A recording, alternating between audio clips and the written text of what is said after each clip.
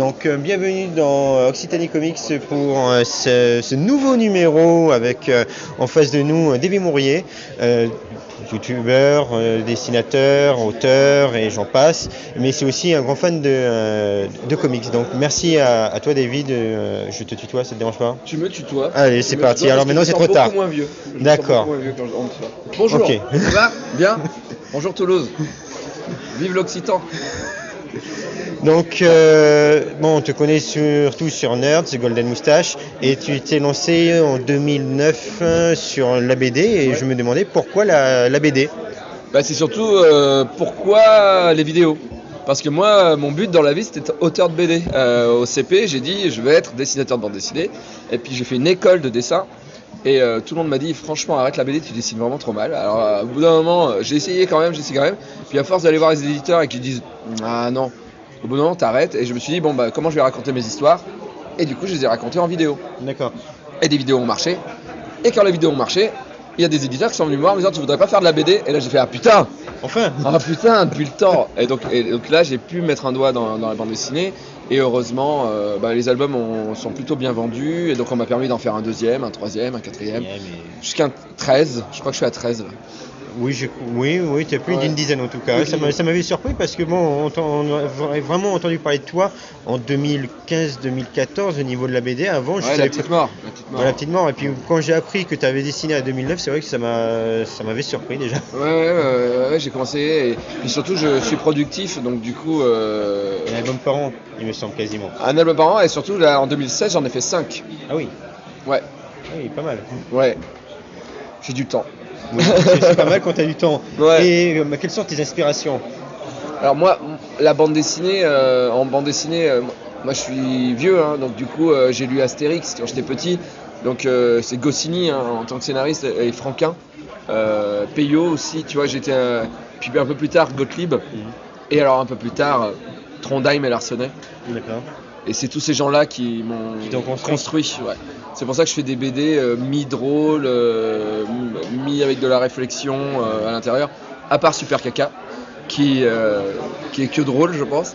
Voilà, mais ouais, c'est ça qui m'a donné envie de faire la BD. Et puis aussi, je suis influencé par les Monty Python, par Coluche, par Les Nuls, par Les Inconnus, plus récemment par Alexandre Astier. Ouais. Et tout ça, je le mets dans la BD aussi. Je le mets dans mes vidéos. Mais en fait, je mets de la BD dans mes vidéos. Ouais. Et je mets de la vidéo dans mes BD. Voilà. Et alors, on va vite fait parler de tes vidéos. Je crois que celle qui m'a le plus marqué, c'était la vidéo de Golden Moustache où vous étiez tous déguisés en super-héros. Et après, alors ça c'est pas moi. Ça c'est pas moi. C'est pas toi l'idée quand même. Ça c'est pas moi l'idée. Moi je joue juste Charles Xavier. Bizarrement, chaque fois qu'il y a besoin d'un Charles Xavier, on pense à moi et je ne sais pas pourquoi. Je ne sais pas. Je cherche encore. Je comprends pas. Et tu as eu des aspirations américaines aussi pour tout ce qui est... Ah ben moi, La Petite Mort, moi j'ai été marqué par... j'ai oublié le nom, je suis un connard. Attends, ça va revenir. Comment ça s'appelle? The Goon. Oui. Parce que dans The Goon, il prend le parti d'un moment d'arrêter l'histoire et de mettre des pubs. Et j'avais trouvé ça, mais... Génial.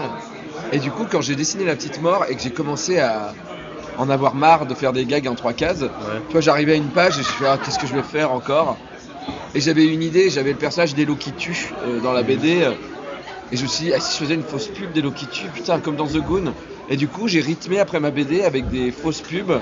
Et ça, c'est vraiment, ça me vient de... Alors, c'est pas vraiment le comics, tu vois, parce que The Goon, justement, le mec, il change les codes du comics, mais ça m'a inspiré. D'accord. C'est les petites pubs que tu trouvais à part, ouais. Mais qui fait bien partie de l'histoire. Ouais, qui fait bien partie de l'histoire, ouais, tout à fait. Et après, dans Super Caca, il y a aussi quand même... c'est très manga, mais j'ai toute mon influence... si tu veux, je sais pas si t'as lu le premier tome de Super Caca. Non. En fait, il y a une BD que j'ai depuis tout petit. C'est les 4 Fantastiques contre l'Homme Taupe. Ouais. Et c'était une BD, c'était un one shot. Enfin, ils avaient mis les histoires ensemble. Chez Lug, quoi, chez Lug, est vraiment très blanc, tu vois, voilà tout ça. Et j'avais trouvé ça fou. Enfant, je l'ai lu plein de fois parce que les 4 Fantastiques se font rattraper par l'Homme Taupe et l'Homme Taupe invente un piège pour chacun des Fantastiques avec un truc qui annule leur pouvoir. Ouais. Et la femme invisible était dans un monde complètement invisible où elle passait à travers les objets, elle savait pas ce qui était vrai, ce qui était faux, tout ça. Et enfin, je l'ai relu, je dis ah c'est fou, il est tellement fort l'homme taupe. Et quand j'ai écrit Super Caca, en fait la première histoire, je me suis inspiré de ce truc-là. Il tombe dans un trou, les enfants, et se retrouve dans la salle des dangers des X-Men en fait.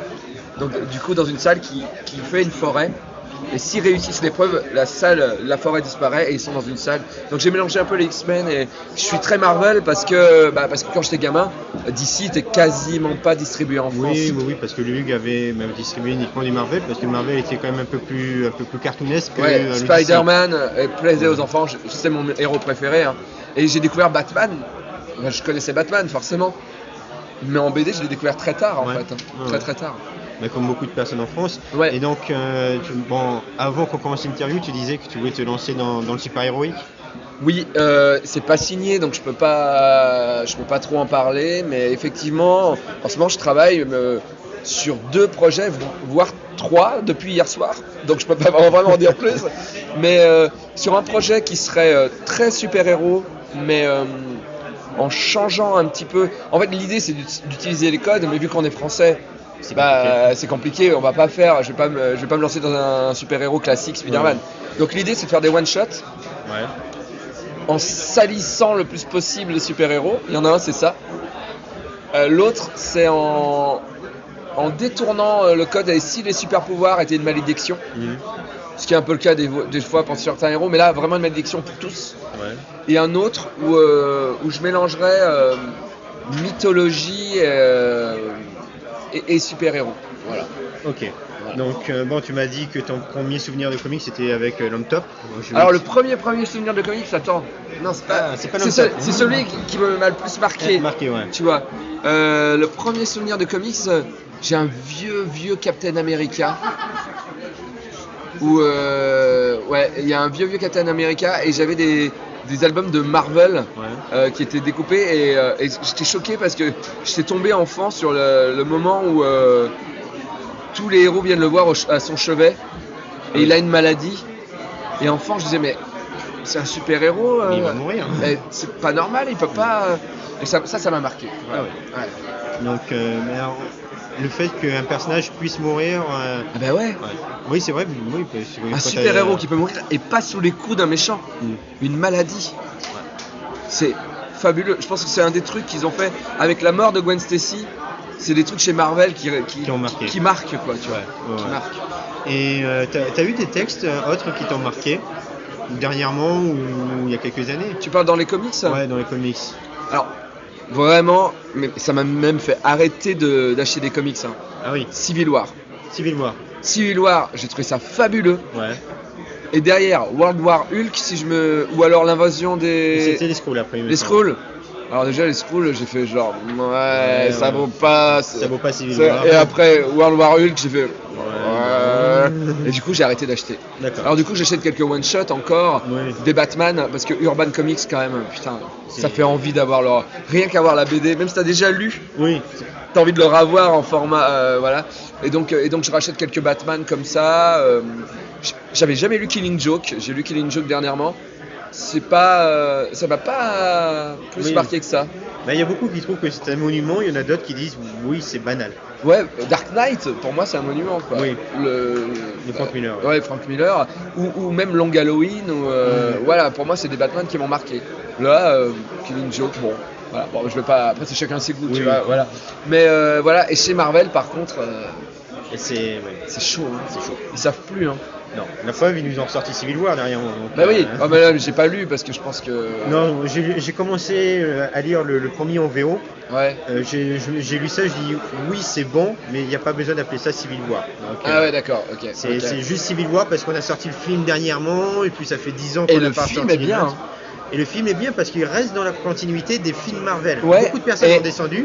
Oui, parce que c'est pas Civil War, mais il y a un cliffhanger à la fin. Enfin, on est loin de Batman versus Superman. C'est sûr. Hein, et pourtant, pour un cliffhanger avec la famille quand même. Hein. Ouais. Avec la famille, mais là c'est beaucoup mieux géré chez Marvel. Ouais, mais en même temps, Marvel, ils ont vraiment ficelé le truc pour faire bien sûr. de films. Et Marvel, on sent que maintenant les comics, ça reste un truc. Oui. Mais maintenant, c'est le cinéma. Et vraiment, tandis que d'ici, le cinéma, ils n'y arrivent pas. Non. Par contre, les dessins animés sont bons. Oui, c'est ce que j'allais te dire, bizarrement. Tu les regardes, les derniers animés Ah, mais ouais, mais grave. Alors là, le dernier truc, alors les Teen Titans sur Cartoon Network, c'est génial. Ouais. C'est super drôle. En plus, maintenant, il y a une nouvelle chaîne là. Toonami. Alors là, moi, je laisse en fond. Alors le Batman en 3D, je sais pas pourquoi ils ont fait ça. Non, c'est moche. Je sais pas pourquoi ils ont fait ça. Mais ouais, il y a vraiment de trucs bien. Et puis on peut revoir la Ligue des Justiciers. C'était vraiment bien la Ligue des Justiciers. Ouais. Et puis le Batman de 92. Et le Batman de 92. Et même, tu vois, j'ai eu méga du mal avec le Batman d'après qui est arrivé avec son design. Mais vraiment, le scénario sur le long terme est vraiment sympa. Mais c'est toujours la même équipe qui a travaillé. C'est toujours Paul Dini avec. Après, le graphisme était un peu dur. Ouais. Mais... Et puis même Batman Beyond. Ouais. Vachement bien aussi Batman Beyond. Ouais. Mais c'est vrai qu'il y a d'ici niveau animé, ils sont bons. C'est vraiment du très très bon. Ouais. Et donc, quand même, tu me l'as dit, mais tu me confirmes que ton super-héros favori, ça reste Spider-Man. Alors, Spider-Man, c'était mon super-héros favori enfant. Ouais. Et je suis tellement fan de Spider-Man que pour moi, aucun film qui a été fait sur Spider-Man n'est regardable. Ah oui, quand même. À part peut-être, bizarrement, le dernier, parce qu'il y a l'histoire avec Gwen Stacy. Et pour une fois, ils sont plutôt... En fait, le premier Spider-Man de Sam Raimi, les 30 premières minutes, je les trouve vraiment intéressantes parce qu'on est vraiment dans la mythologie de Spider-Man et la vraie. Ouais. Après, je trouve ça part en couille. Et j'aime bien le dernier parce que Spider-Man fait enfin des vannes en se battant. Il fait des vannes, il a son lanceur de toile. Il a son lanceur de toile et il y a Gwen Stacy parce que putain, un Spider-Man sans Gwen Stacy, comment tu veux en faire un héros c'est toute la tristesse du personnage, tu vois, et d'avoir que Mary Jane, je trouve que c'est louper le personnage. C'est loupé, mais c'est surtout qu'ils ont réussi à refaire la mort de Gwen Stacy. Oui. Pas à l'identique. Pas à l'identique, ils pouvaient pas, mais elle est morte de la même manière que dans le comics. Et ça, c'est vraiment extraordinaire. Ouais, je suis d'accord. Et finalement, Batman maintenant quand même, parce que Batman. Batman. Il a pas de super pouvoir, mais il a des couilles. Oui, c'est vrai. Voilà. Après, j'ai lu beaucoup de choses sur le Batman qui dit qu'en fait, c'est pas qu'un super-héros, c'est qu'il est fou ce mec, parce qu'il n'arrive pas à faire le deuil, et que toute la mythologie de Batman, c'est sur ce putain de deuil qu'il n'arrive pas à faire. Ouais. Donc c'est vrai que Batman est un héros, mais c'est vrai qu'il reste un fou. Ah ouais. Il aurait sa place à l'asile d'Arkham. Ah ouais. C'est un des projets BD que j'ai. Et dans ce trip là, j'ai pas le droit d'utiliser Batman parce que voilà, mais je vais faire un chevalier sombre un peu taré. Ouais, après on a aussi nos propres chevaliers sombres en France. Ouais, c'est sûr. Et puis bon, Batman ils sont pas embêtés, hein. Ils ont pris Zorro. Zorro, ils avaient pris le Mouton Rouge qui était un roman encore plus ancien, et le Mouton Rouge était inspiré d'un truc grec, je crois, sur un voleur. Donc Batman, ça vient de méga loin. Hein. C'est de la repompe. Mais c'est toujours bon. Bon, allez, je vais terminer l'interview par des choix. Tu devras faire un choix entre deux choses. Attends, les choix, j'aime pas. Ok. Je vais te dire deux noms et tu devras choisir. Tout simplement. Ok. Allez, Justice League ou Avengers?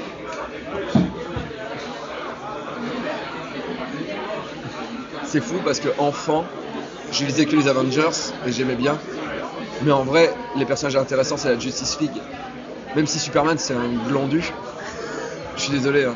Mais Justice League, grave. Les histoires sont beaucoup plus intéressantes et plus construites. Batman, Superman, tu vas me dire Batman alors? Oh putain. mais Superman, mais pourquoi? Voilà. Pourquoi Batman et Iron Man? Batman, parce qu'Iron Man, il lui a tout piqué. Et Iron Man n'était pas hyper intéressant avant qu'il mette Robert Downey Jr. dedans. Je veux dire, les comics de Iron Man, il y en a un qui est vraiment bon, un ou deux, tu vois, le démon dans la bouteille, des choses comme ça. Mais il y a quand même énormément de trucs mauvais. Tandis que Batman, on a quand même une régularité dans les... Il y a quand même plus de one-shot bons de Batman que d'Iron Man, quoi. Okay. Mais c'est vrai qu'Iron Man en film, ils ont réussi à faire un truc vraiment bien, quoi. Spider-Man ou Batman?